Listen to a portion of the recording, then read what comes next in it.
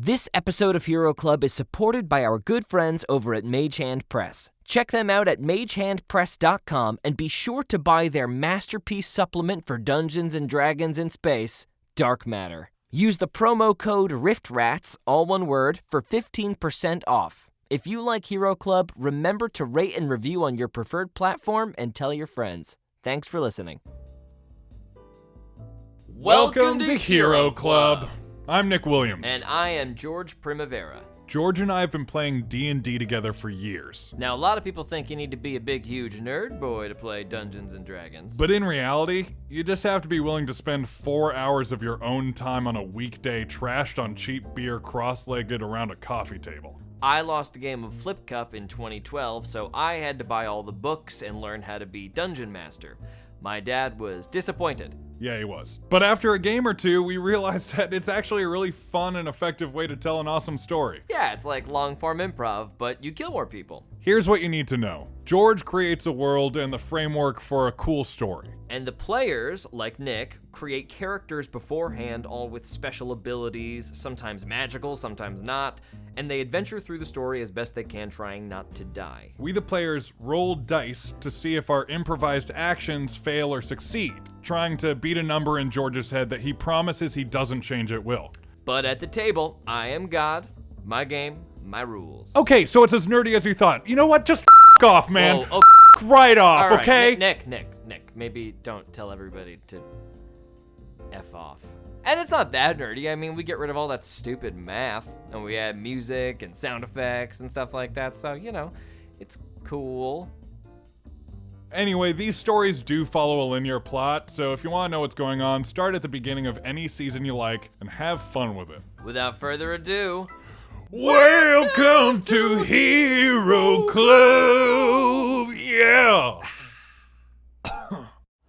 John B. and Barlowe are in the kitchen of the Talbot house. John B. up on the counter holding towels to his fresh wolf bite, while Barlowe searches the pantry for alcohol to sterilize the wound. With his free hand, John B. takes out his revolver and the bullets, including the 2 silver ones that are left, and places them on the table next to him. Barlowe, maybe, you should be the one hanging on to these. Just hang tight, John B., and keep pressure on that wound. I'm gonna go find you some hooch to numb the pain.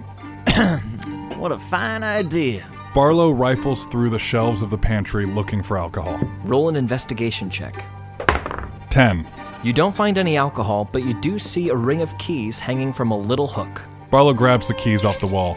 John B., you didn't happen to see a cellar or something like that on your way up, did you?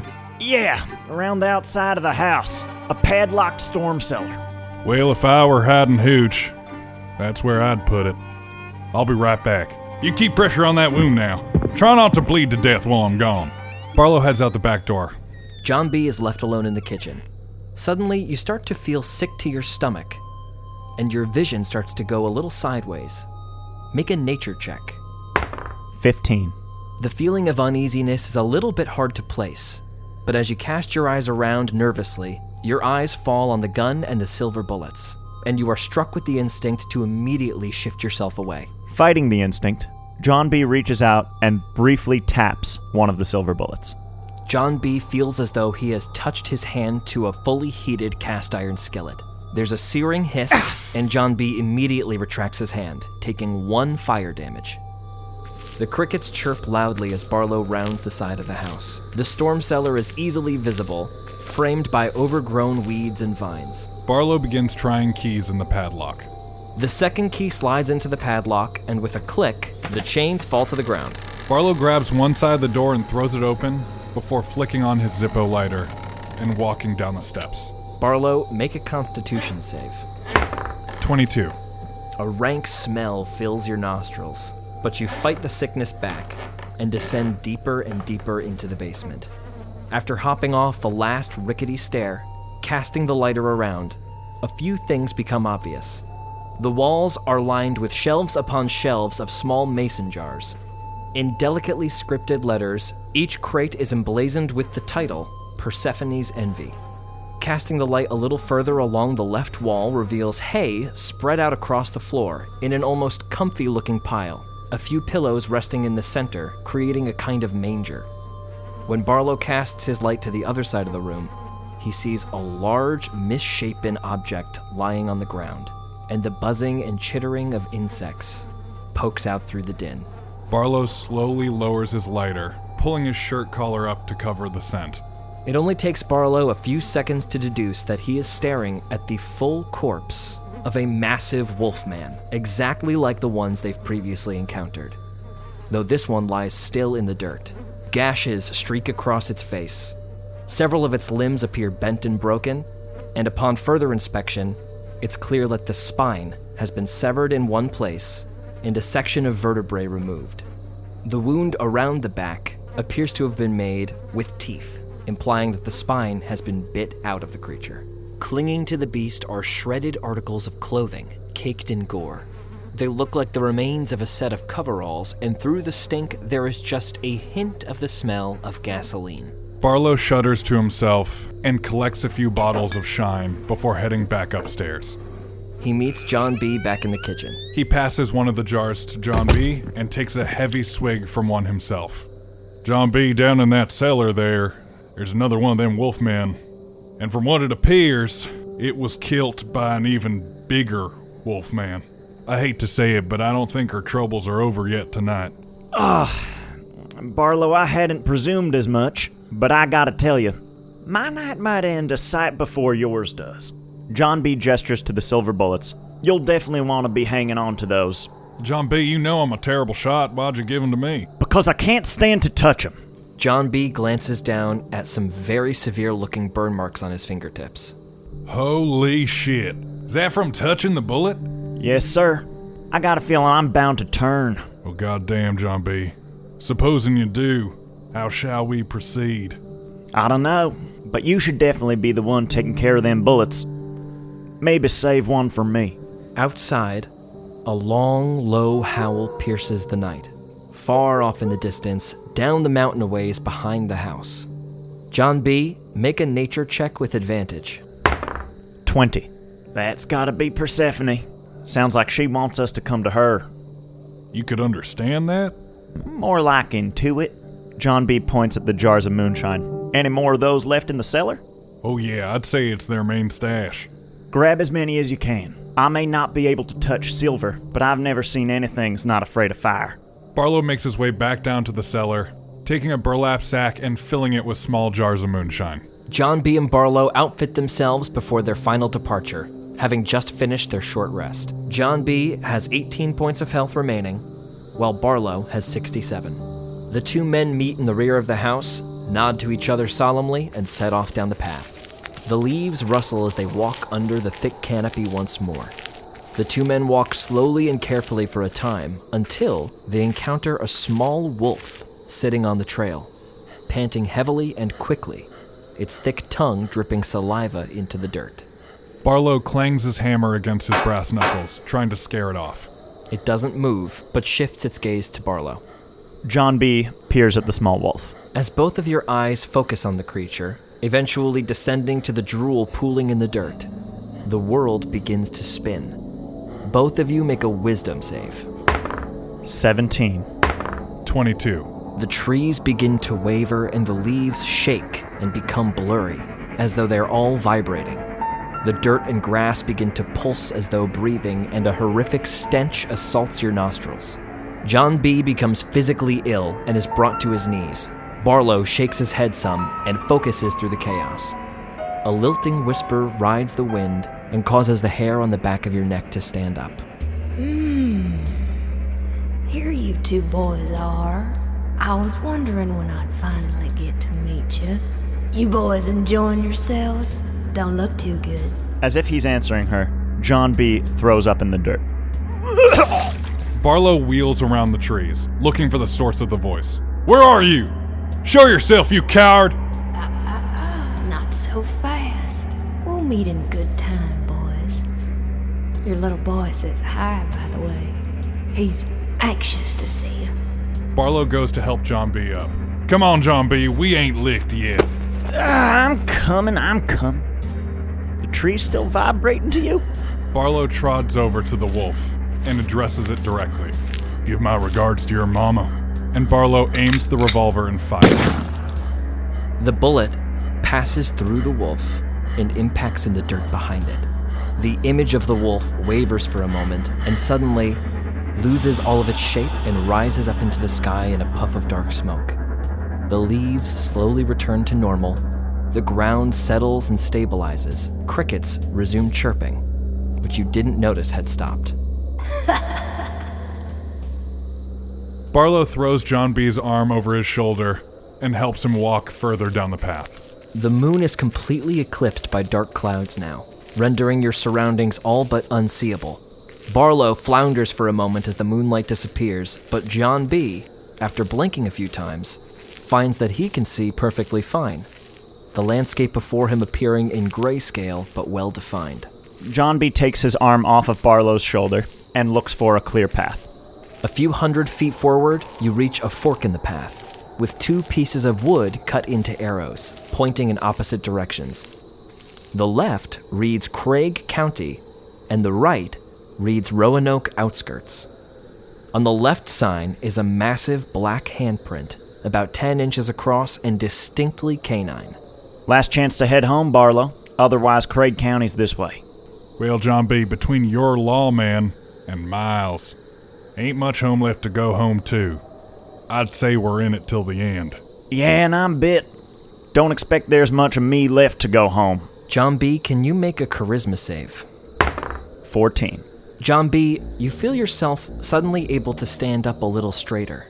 The wounds hurt less, and as you look at the towels set in place to stop the bleeding on the bite marks, you can see that they've stopped dripping. Peeking under them reveals that the bites have already scabbed over. You gain 10 temporary hit points, bringing your total to 28 points of health. John B. puts the towel back into place and keeps going, down the left path. Come on. 3 or 4 minutes later, the leaves begin to shake once more. Both of you make a wisdom save.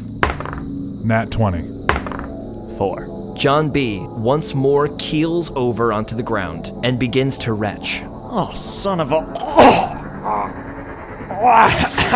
Barlowe stands firm and begins to see something through the shaking leaves. You notice that they begin to turn transparent, and you can see a few stars poking through the dark in the sky. Then, the trunks of the tree go from opaque to looking like tall glasses filled with swirling brown liquid. And then, they're suddenly clear outlines. It's not until you look down that you start to panic. Y'all better get your wits about you. Don't want this to be too easy now, do we? Barlowe sees through the illusions before them and realizes that both he and John B. are in the middle of a swinging, rickety rope bridge. It swings left and right over a chasm with a big black lake underneath, at least 100 feet down. Oh! Barlowe grabs for the ropes of the bridge to stabilize himself. John B., kneeling on a couple of planks, suddenly puts his hand through one of the planks, but doesn't seem to realize it or panic in any way. He simply readjusts himself and continues convulsing. John, be careful now, you're gonna fall. John B. on his knees looks up at Barlowe. In case you haven't noticed, Barlowe, I am already on the ground, kneeling in a puddle of my own sick, and I don't appreciate your version of playing nursemaid. Barlowe grabs a fistful of John B.'s hair and smacks him across the face, trying to get him to see what he's seen. John B., make a wisdom save with advantage. 17. Oh, easy now, John B. Don't move too much. I know. I see it now. Well, good. Took you goddamn long enough. Excuse me, Barlowe, if I was too busy retching my brains out. Barlowe tentatively steps forward onto the next beam. As soon as Barlowe looks forward to the other end of the bridge, he sees Miles, his short brown hair blowing in the breeze, dressed in simple brown clothing, holding a long serrated knife to one of the main support ropes for the entire bridge. Oh my God, Miles! No response. Barlowe retracts his foot. John B. puts his hands out in an I mean no harm motion. Easy there, boy. Your pa just wants to come have a talk with you. Why don't you put that knife down? Roll a persuasion check with advantage. 26. Miles blinks a few times, but doesn't take the knife away from the rope. Mama said you gotta leave us alone. Well, I don't understand that, son. We've got an invitation from her. And besides, your pa just wants to come see you. Roll another persuasion check. 17. My pa? Miles blinks a few more times, and the knife starts to hang at his side loosely. John B. slowly starts moving forward and taps Barlowe, moving 15 of the 60 feet to the other side of the chasm. Also creeping forward, Barlowe takes off his hat to show his face. That's right, boy, it's me. It's your pa. Everything we've been through in these last couple days, they's all just been to get to you, son. I just want you home safe. Roll a persuasion check with advantage. 17. Miles looks a little shocked for a moment, and then quickly raises the knife back up to the rope. Don't you come another step. John B. stops and raises up his hands. Now hold on a second there, boy. You said Mama wants us to leave you alone, right? We will. You just let us cross this bridge and let your pa see you for a minute. We'll turn right around and go back the way we came. Roll a deception check. 20. The knife swings at his side once more, and he looks a little confused, now looking behind him, as if somebody is speaking to him that you can't hear. What? But I...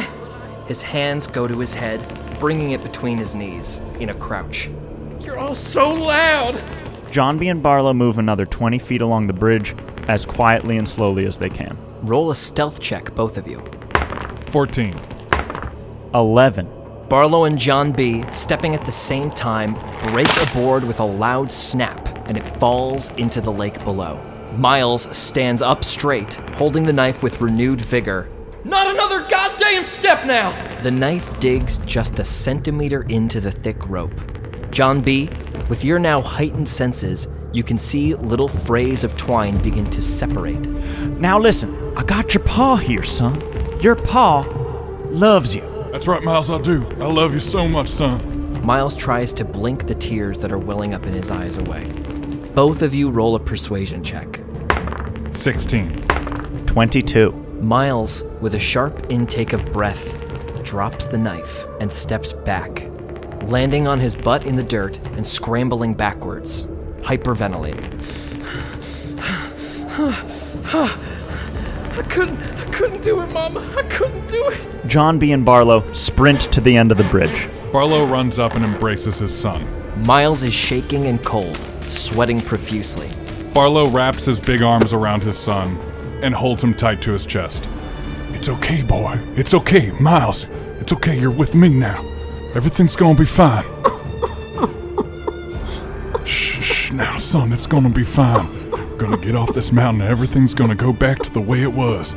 Miles suddenly grabs his father's shoulders with immense strength and speaks with extreme urgency. Pa, you gotta find the biggest tree you can and tie me to it. You understand me? Do not let me out no matter what I say. And it's gotta be now. Barlowe rushes Miles over to a large oak tree and, using the bullwhip that he took from the mare, ties Miles to the trunk of it. Roll a sleight of hand check for the quality of the knot. 19. The bullwhip is made of a thick leather, and Barlowe constructs a well-leveraged knot. Miles is constricted tightly against the tree. John B., analyzing the serrated knife at the bridge's edge, suddenly takes a deep breath of cold night air in, and feels a little bit of energy in his tired muscles. John B., make a charisma save. 8. John B., you gain 10 more temporary health points.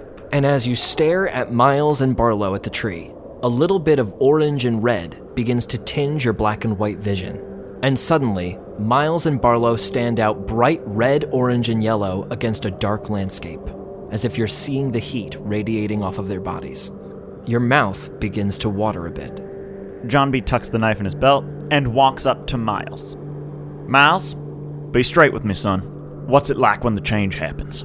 Miles, breathing calmly and slowly, looks up at John B.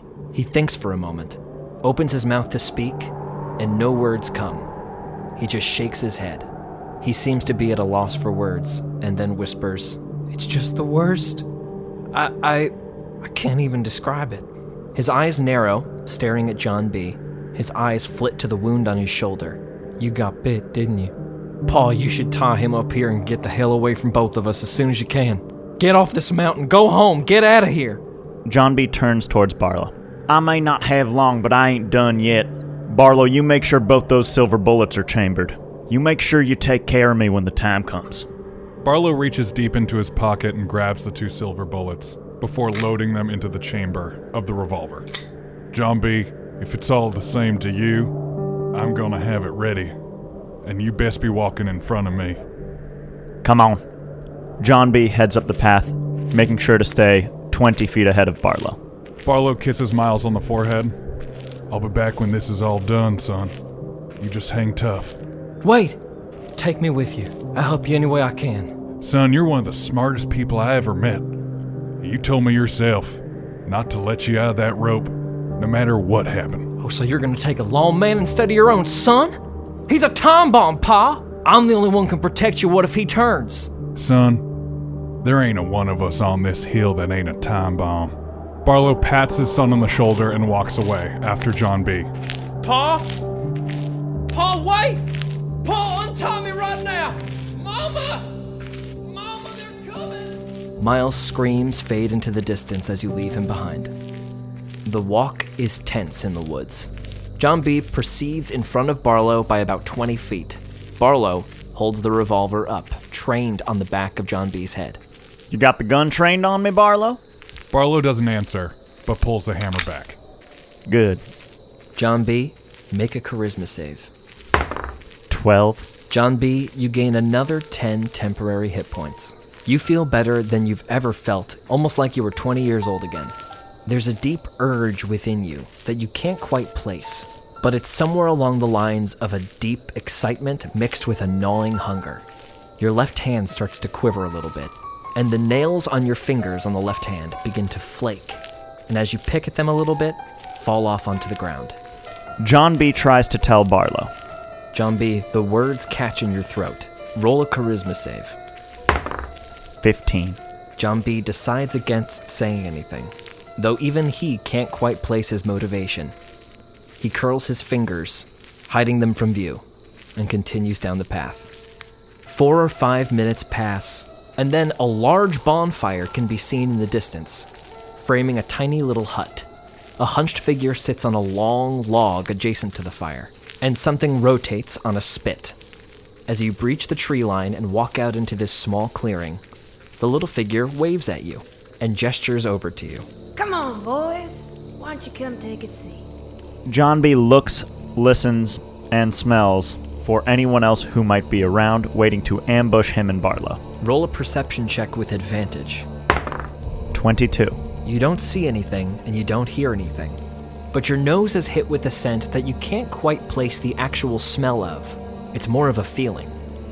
And your legs begin to shake, your knees knocking together. You're in the presence of something extremely powerful.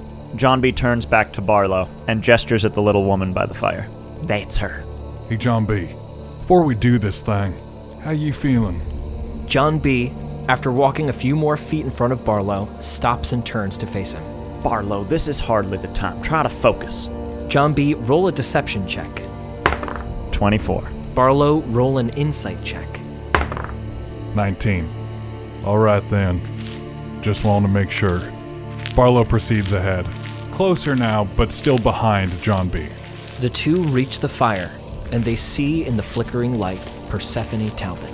Persephone Talbot is a middle-aged woman, slight but muscular. Her age is betrayed by her silver hair that falls in tangled waves past her shoulders. Her eyes and cheeks are sunken in, her pupils are gold, almost yellow, reflecting off the firelight, and she's got a stare that could scare the devil himself. Slow turning over the fire is a rabbit, still covered in its fur. Thought you boys might be hungry. I never cook it myself, but I figured you might like it this way. Persephone looks you up and down. Y'all are looking awful dry.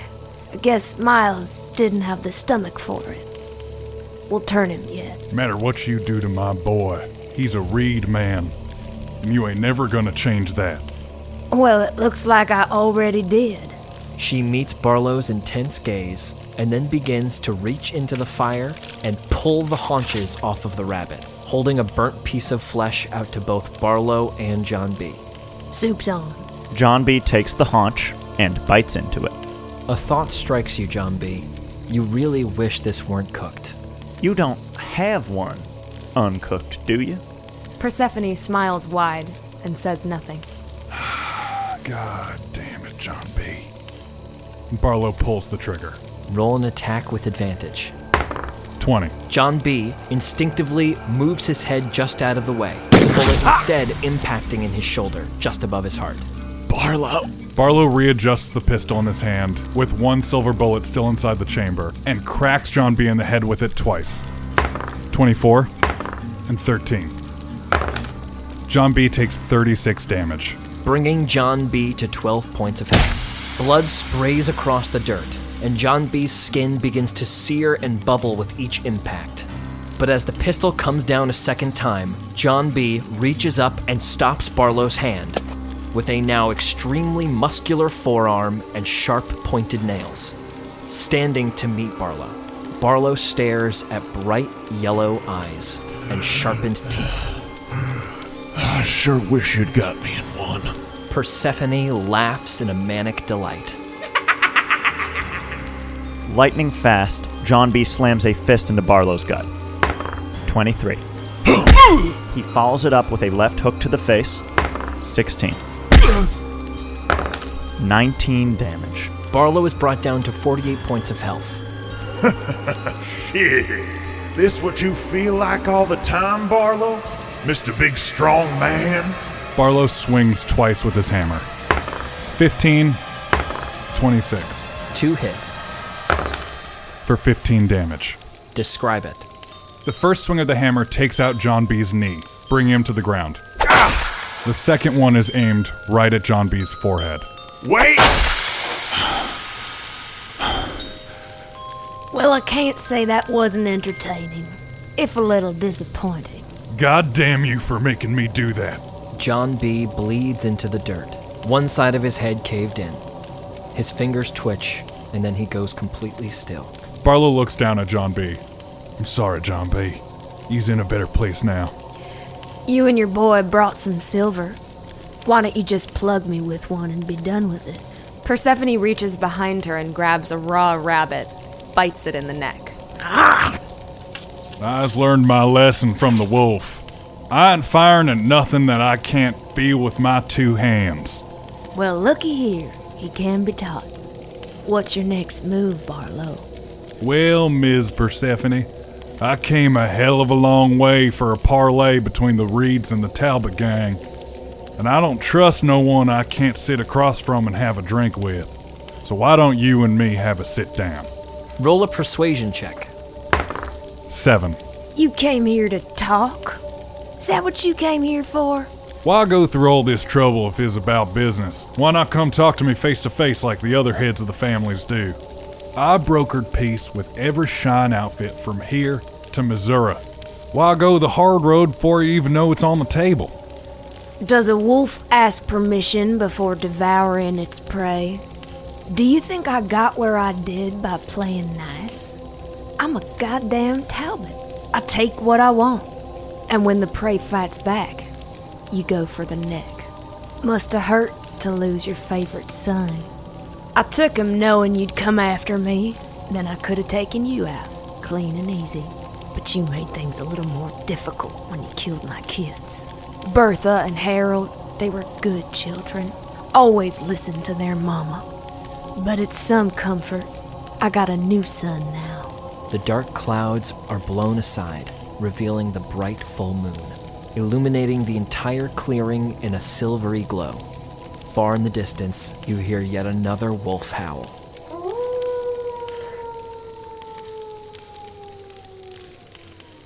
Barlowe picks up a small pebble and tosses it across the fire at Talbot. She lifts her hand and catches it. Barlowe, make a perception check. 15. Though Persephone appears to catch the rock, you notice that behind her, the same rock that you've thrown bounces in the dirt at a funny angle. This appears to be yet another illusion. I expect that's you up in them woods. Oh, that? That's your son. I'm behind you. Barlowe whips around, hammer raised. 50 feet away from Barlowe, just beyond the tree line, glows a pair of red, malevolent eyes. almost 9 feet off the ground. Barlowe, roll a charisma save. 11. You feel a deep fear overtake you. As you back up, you trip over one of the logs, sending you into the dirt. Roll a wisdom save. 14. And around you, you see the leaves vibrate once more. An icy blue fog begins to roil in from the tree line, engulfing the entire meadow. And stepping out from the trees is a massive bipedal wolf with a dripping maw, claws that are at least 4 inches long, and a wide predatory gait. The wolf's knees bend in a readied stance, and it begins to stalk towards you, slowly moving to all fours. Persephone's voice echoes across this meadow. Hey, Barlowe. Wanna play a game? Persephone Talbot lunges towards you. Oh shit! The massive wolf is upon you. Persephone picks you up by your shirt, lifts you into the air, and tosses you like a rag doll 20 feet. You take 5 damage as you land hard on your shoulder. But Persephone doesn't waste a second, sprints towards you, and strikes downward with a clawed hand. 22. Barlowe takes 15 slashing damage, bringing him down to 28 points of health. It looks like Persephone is going to strike you again, but her head cocks to one side, and instead, she steps back about 15 feet and holds her thick arms open. It's no fun unless you play. Barlowe hops to his feet and barrels towards the wolf, hammer in one hand, revolver in the other. He attempts to bring the hammer down 3 times. 12. Botch. 13. Persephone easily dodges the first 2 swings, ducking back in an almost playful fashion. But Barlowe, finding a deep hidden strength within, lunges forward, hammer raised, and makes contact. For 11 damage. Persephone holds her battered side in her left hand. See, you got a couple tricks up your sleeve. Good, I was worried this was gonna be over too quick. Lifts her hand to examine the wound and sees that the flesh is bubbling and sloughing off. Why don't you make a run for it? I've done enough running in my time. Well then, why don't you stay put? Persephone lunges at Barlowe with an outstretched claw, trying to tear his Achilles tendon. 13. Barlowe is able to pick his foot up in time, dodging the swipe. Persephone tries to pick Barlowe up by the neck. 16. 20. Barlowe leans back, avoiding the ground. And Persephone lunges forward, attempting to kick Barlowe into the bonfire. 8. Botch. Barlowe is booted directly into the bonfire, and his clothes immediately catch. Barlowe burns alive, taking 30 fire damage, reducing him to 0 hit points.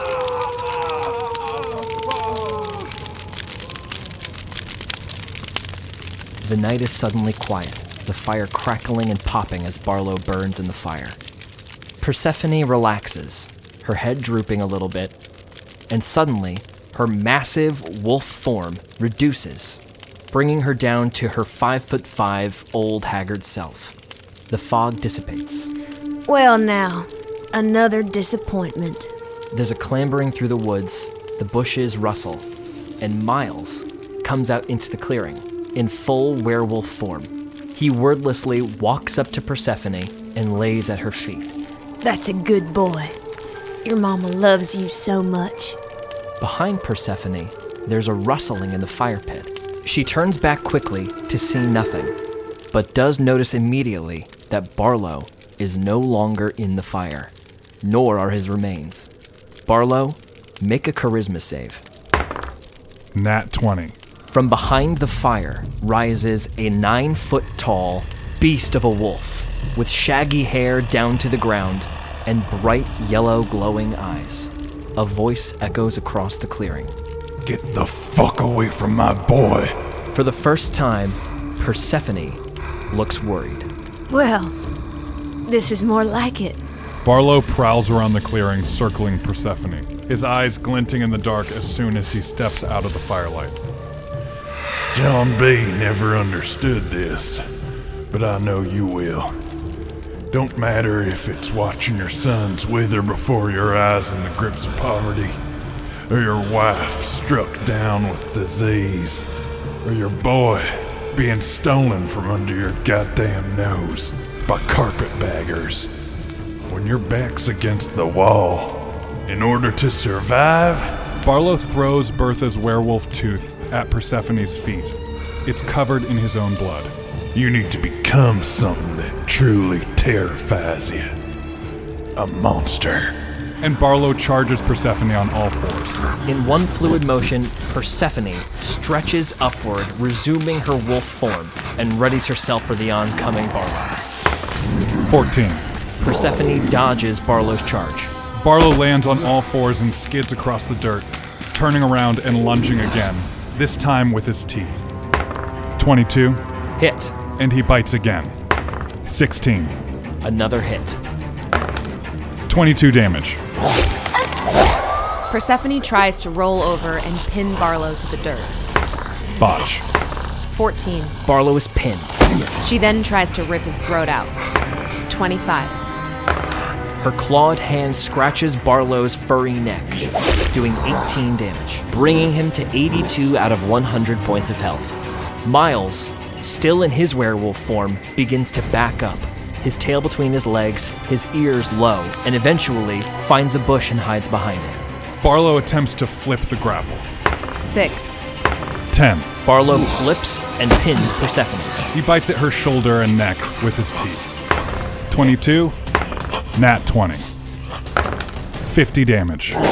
Persephone howls in pain. Blood spatters across some wildflowers that frame the two struggling wolves, and across Barlowe's canine face. Persephone, struggling, attempts to kick Barlowe off. 6.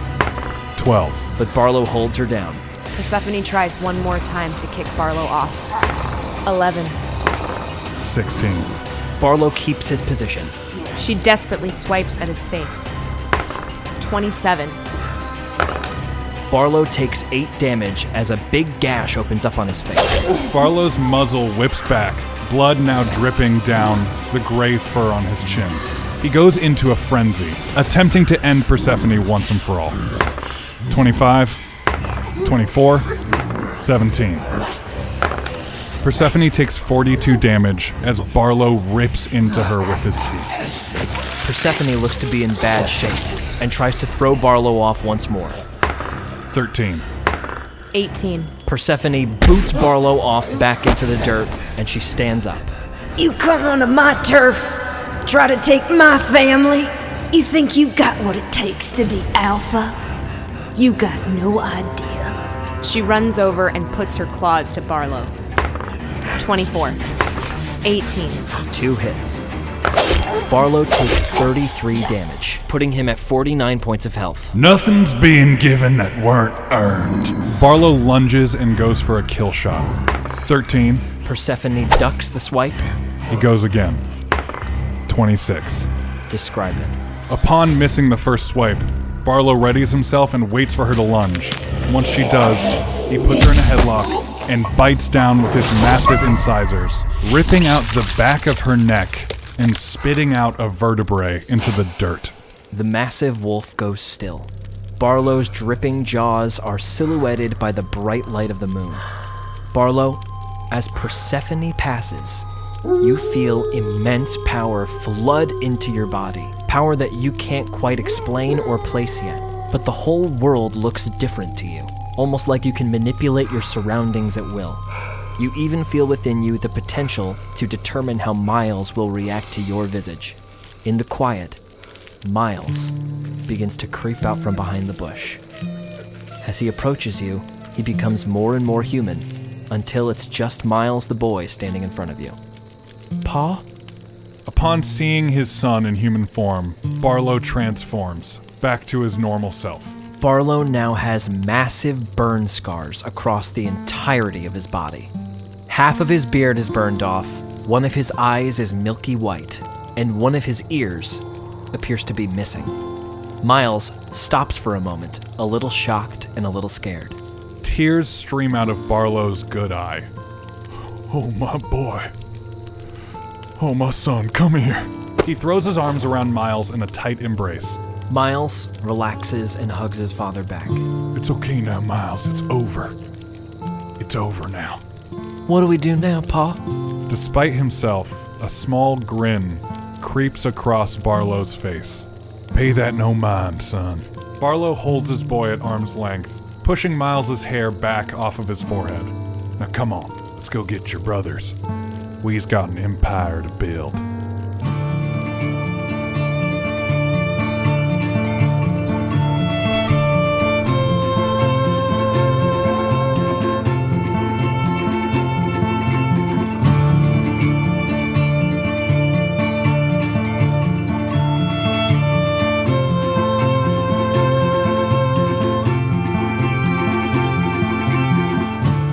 This has been a Hero Club production, produced by Nick Williams and George Primavera, with associate producers Marty Abbey Schneider and Dylan McCullum. Voice acting by George Primavera, Nick Williams, Marty Abbey Schneider, and Lelia Symington. Theme song written by Matthew McCullum and performed by Nick Williams. Special thanks to Ben Doyle and Kevin MacLeod for their incredible music, Mage Hand Press for their genius D&D 5th edition homebrew, and Marty Abbey Schneider for his amazing artwork. Thanks for listening to The Wild Hunt. Hopefully somewhere along the way we spooked you. If you like listening to Hero Club, be sure to rate our podcast on your preferred platform, follow us on social media at Hero Club Podcast, or at our website, heroclubpodcast.com. We can't wait for you all to see what we've got lined up. So cheers to you all, have a happy and safe Halloween, and welcome to the club.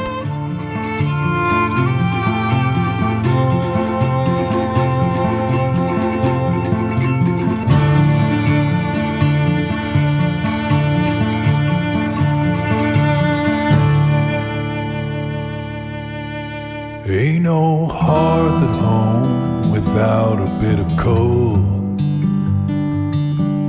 Without sinning, no redemption of the soul.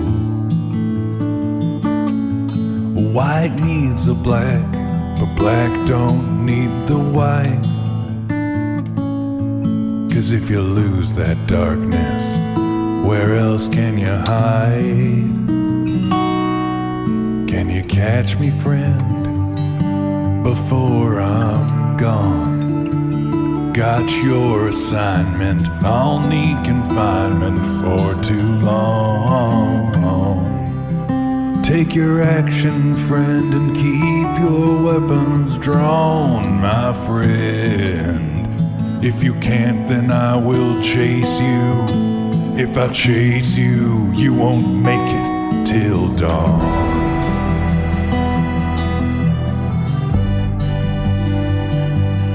Whoa, no. Oh, no. Can you catch me, friend? It's dark tonight. You're a fine man, but my alignment means I'll fight, I'll fight.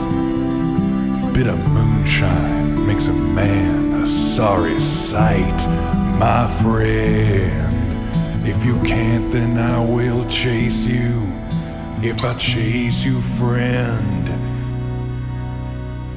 you won't live to see the light.